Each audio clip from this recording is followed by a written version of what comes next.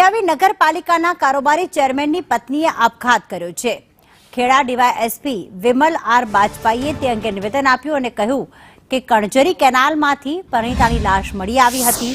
Nadiad civil હોસ્પિટલમાં postmortem કરાયું છે। મૃતક પરિણીતાના પિતાએ ફરિયાદ આપતા ગુનો નોંધ્યો છે।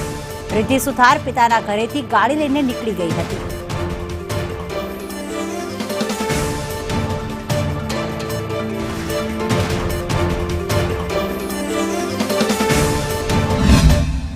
ગઈકાલે લગભગ 8:30 અરસામાં કણજરી બેચરપુરા કેનાલમાંથી એક યુવતીનો મૃતદેહ મળેલો। તે અનુસંધાને તેમના પિતા હિરેનભાઈ નંદલાલ સુતાર રહેવાસી આણંદ વાળાના હોય એ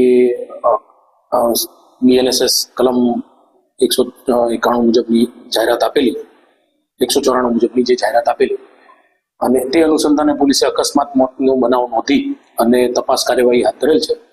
આ જે રિદ્ધિબેન છે તેઓ પરિણીત હતા અને તેમનો લગ્નગાળો 4 વર્ષનો હોય। આ અનુસંધાને અમને જાણ કરવામાં આવેલી। રિદ્ધિબેન પોતાના પિતા હિરેનભાઈના ઘરેથી જ ગાડી લઈને નીકળેલા અને ત્યારબાદ તેઓની લાશ મળી આવેલી।